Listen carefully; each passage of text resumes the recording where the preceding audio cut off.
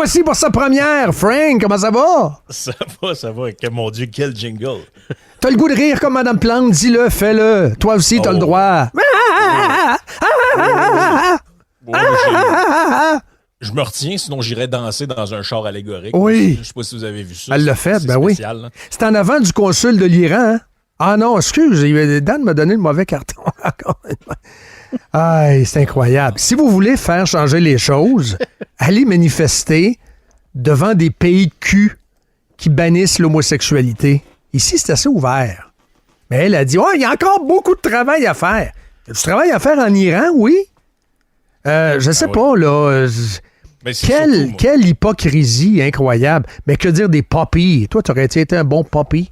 Ouais, je sais pas trop. Je suis pas sûr qu'ils me voudraient dans la gang, là. Toi, t'aurais été quoi comme poppy? Un gros Danois, peut-être. Oh, ouais, faut que ça soit un bon format quand même. Qui fait des gros besoins, ça prend un gros sac. Mais encore là, les sacs de plastique, on peut plus à Montréal. Non. Qu'est-ce que tu fais à ce moment-là? Tu fais tes besoins dans un manhole. Ouais, ou tu ramasses les pocs avec un... j'allais dire, tu ramasses les pocs avec du journal, mais tu peux plus... Il n'y a plus de journaux.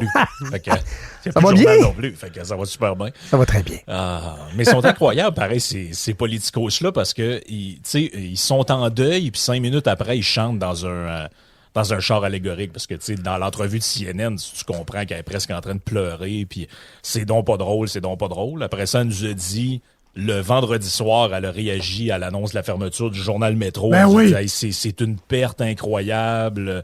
Je l'ai sous les yeux quelque part ici. C'est avec une grande tristesse. Moi, je sais pas pour vous autres, mais quand j'ai une grande tristesse, je danse pas d'un char allégorique. Non, c'est ça. Ça, c'est personnel. Là.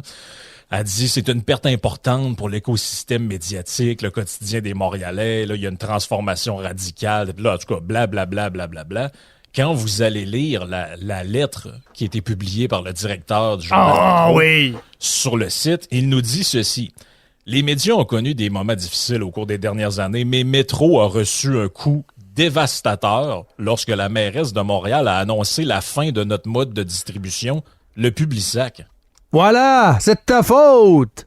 Ben là, tu sais, c'est de ta faute. Moi, la ricaneuse. Je me serais gardé une petite gêne, je sais pas. Là. Me semble, je dirais, Puis l'autre bout là-dedans qui est incroyable. Écoutez, si vous lisez la déclaration au complet de ce monsieur-là, c'est incroyable parce que ça te montre tellement l'hypocrisie de ce petit milieu-là. Tu vois la mairesse elle est en deuil, mais alors que c'est elle qui a potentiellement plongé le journal dans ces difficultés-là parce que, bon... On peut leur reprocher ce qu'on voulait. Il aurait peut-être dû prendre ce virage-là avant de se faire... quand ton modèle d'affaires repose sur le Publisac, je suis pas sûr non plus. Là. Disons qu'ils ont à se regarder dans le miroir là-dessus, mais si j'étais elle, je me garderais quand même une petite gêne. C'est quand même qui leur a donné le coup de barre. Et l'autre affaire, c'est en vendredi et samedi, c'était un concert du Parti libéral jusqu'à QS, en passant par tous les maires du Québec, tous les journalistes. Hey, c'est donc pas drôle. C'était quasiment leur journal préféré, la meilleure invention depuis le pain tranché. Et voici ce qu'il nous dit dans sa lettre. Il dit là, je savais plus quoi faire. On n'avait plus d'argent. Ça fait au-dessus d'un an qu'ils savent que ça va vraiment pas. Et il dit, j'ai fait ce que tout le monde à ma place aurait fait. Je suis allé cogner à toutes les portes du Québec et du Canada où j'aurais pu avoir un soutien financier.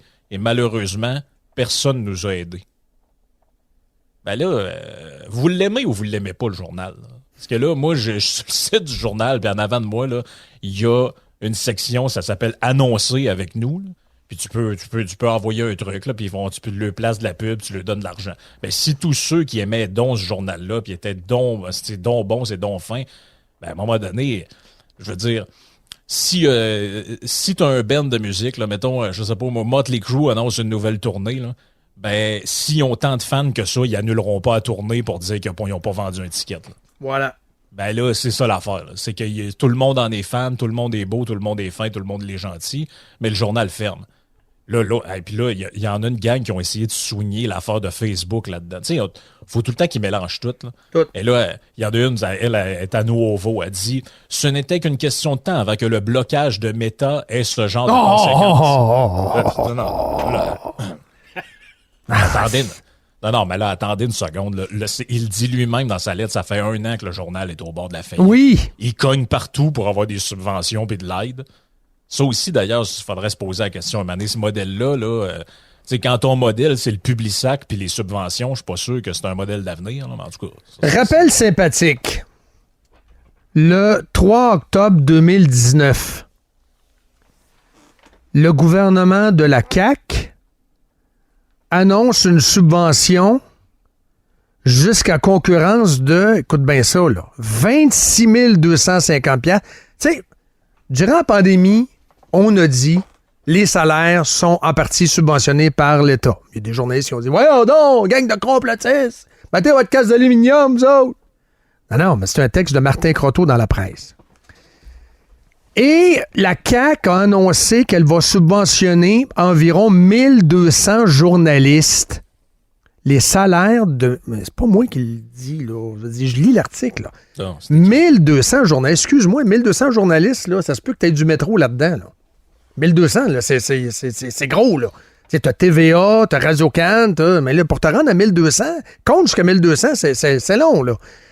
Jusqu'à concurrence de 26 250 $ par année. C'est la pièce maîtresse du plan d'aide aux médias. Et by the way, c'est jusqu'à l'an prochain. Donc, l'an prochain, ça se peut qu'il y ait d'autres jérémiades, là. Et là, oui, c'était pas assez. Ouais, mais ça n'a pas marché. Mais ça n'a pas marché, Frank, là, visiblement, là, le 26 000. Donc, c'est quoi? C'est 40 000, 45 000 qu'on donne? C'est quoi? À un moment donné, rendu à 60 000, là, c'est un salaire plein d'un journaliste qui rentre. De 60 000, 55, 60, d'après moi. TVA, Radio-Can, bas de l'échelle, c'est à peu près ça, 60. Ouais, mais là, c'est ça l'affaire aussi, c'est que la personne qui est payée ce salaire-là, elle fait quoi? Elle produit quoi dans une semaine, là? Un demi-texte d'opinion avec une chronique de 5 minutes au téléjournal. C'est ça aussi là, qu'il faudrait à un moment donné. Ça fonctionne pas. Là. Non. Et nous autres, on est dans un... Que je dis nous autres, je parle de moi et Yann. Vous êtes condamnés à produire. Je veux dire, on en produit du stock. Là. C'est des podcasts un en arrière de l'autre, les trucs écrits sur Patreon, etc. On en produit du stock. Si demain matin, je commence à faire... je vais faire un article de 500 mots le mercredi matin. Puis je vais faire ma chronique avec mon rep, ça va être tout. Mais non, ça marchera pas. Là. Ben non. Si vous vendez même des tasses avec Geloso. Ben oui, il y a des tasses avec la face. J'ai fait de l'insomnie cette nuit, j'ai pas dormi. Mais à un moment donné, j'ai pensé à cette tasse-là. C'est fucké, là. C'est quoi qui est écrit donc? Island Life, je suis une affaire de même, le Caribbean Life. Oh ouais, avec la face de Geloso, c'est drôle en étole, là. C'est parce qu'il dit tout le temps qu'il veut ramasser de l'argent pour aller vivre sur une île des Caraïbes. Elle se vend-tu, la tasse de Geloso? Je la veux. Ah oui, il y a une couple de personnes qui se promènent avec. Mais je la veux. Écoute, on me dit aussi qu'il y a un pub quelque part dans la région de Québec. Là. Il y a quelqu'un qui se promène avec cette tasse-là. Ah. Mais écoute, c'est ça. Puis moi, je suis persuadé d'une affaire, c'est que tout ce qui se passe avec Meta et Facebook, là, c'est l'ultime tentative pour faire un genre de money grab là, via cette loi-là. Visiblement, ça n'a pas l'air à vouloir marcher. Ils sont en train de créer l'inverse de ce qu'ils voulaient faire, c'est-à-dire augmenter leur visibilité, augmenter le revenu, tout ça. Ce qui se passe, c'est la faute à Trudeau et à Pablo Picasso, le gars avec les beaux cheveux. Ouais, le gars qui ressemble à Marc Hervieux, là. Oui. Moins 100 livres, là. Ouais. Moins de spaghettes. Oh, ouais, c'est ça. Il y a une moins bonne voix aussi. Ouais, ça se peut, hein? C'est une autre affaire. C'est de sa faute. Si du jour au lendemain, c'est retiré et on envoie le message, entendez-vous avec Facebook, faites des deals. Eux autres, ils négocient Facebook. Tu savais, je sais pas si tu l'avais identifié, la personne qui travaille chez Facebook, c'est Campbell Brown. Campbell Brown, c'est l'ancienne animatrice de soir de CNN. C'est elle qui deal avec les médias. Négocier avec. Campbell. Le journal, d'ailleurs, Le Devoir, avouait lui-même dans un de ses articles qu'il y avait une entente avec Meta et je pense Google, mais ces ententes-là sont suspendues depuis l'annonce de la loi. Parce que là, vous n'aurez pas l'entente en plus d'autres cash. Là. Ça marche pas. Là. Non. T'sais, à un moment donné, c'est parce que là, ça fond. Puis moi, je suis persuadé d'une affaire, c'est que tout ça va aboutir au fait que toute cette affaire-là va tomber à l'eau, c'est sûr, et ça va aboutir dans une espèce de nationalisation à mi-mot à demi-mot des médias. L'argent va couler. Là. Parce qu'écoute, là, c'est le journal Métro, ça n'a pas l'air à trop déranger tant que ça. Là. Mais on voit les difficultés financières qu'a Groupe TVA, ça a été sorti entre autres. Là. Si tu suis le Twitter de PKP, ça n'a pas l'air à aller super bien, les affaires. Là. Ça va bien quand il est dans des matchs des Alouettes, mais à part ça, ça a l'air assez triste, merci. Bon, mais les médias, au lieu de tomber des jérémiades, unissez-vous, faites un point de presse, tout le monde à la table. PKP, l'autre, le gars du soleil, blablabla. Et envoyez le message clair à Trudeau. Enlève ta maudite loi.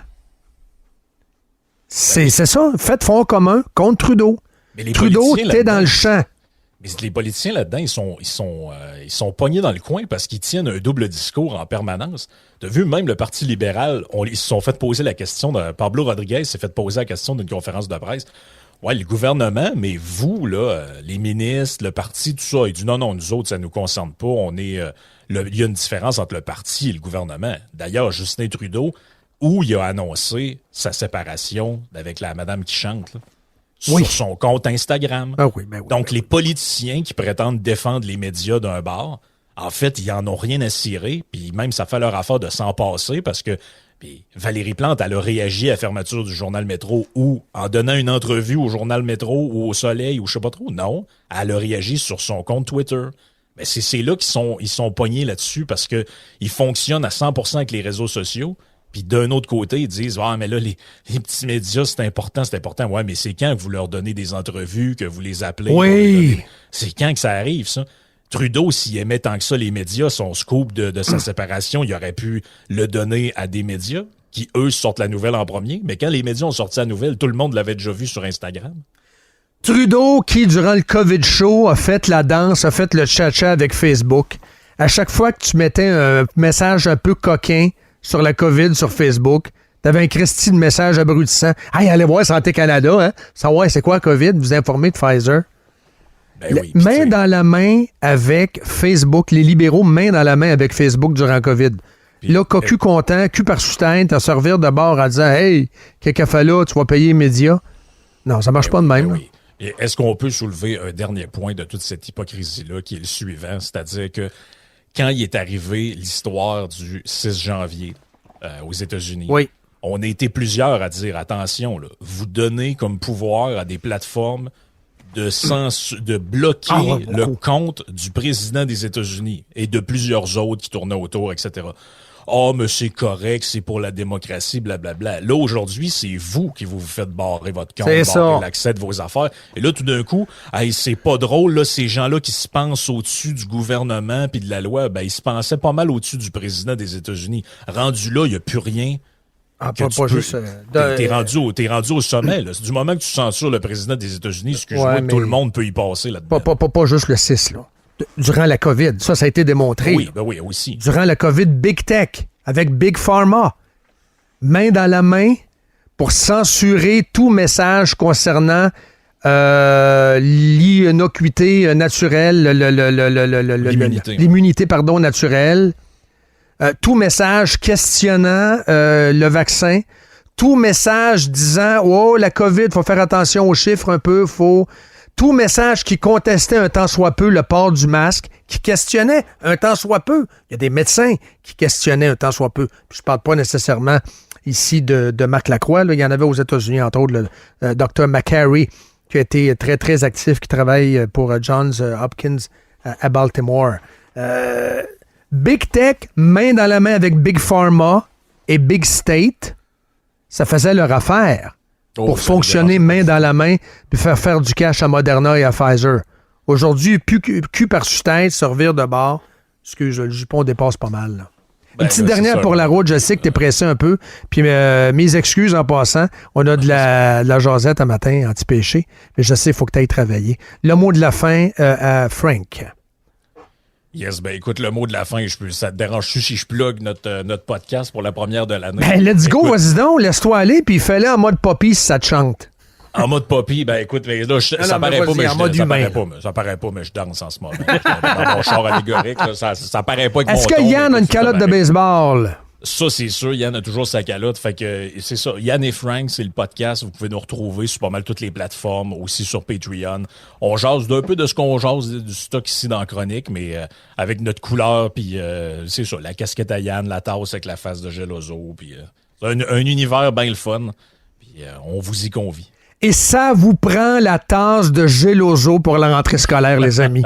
Les fonctionnaires au bureau, machine à café, ça vous prend Geloso Coffee Style. Hey, merci, Frank. Bonne rentrée. Salutations à Yann. Yann and Frank, all the way forever. Salut! Ciao.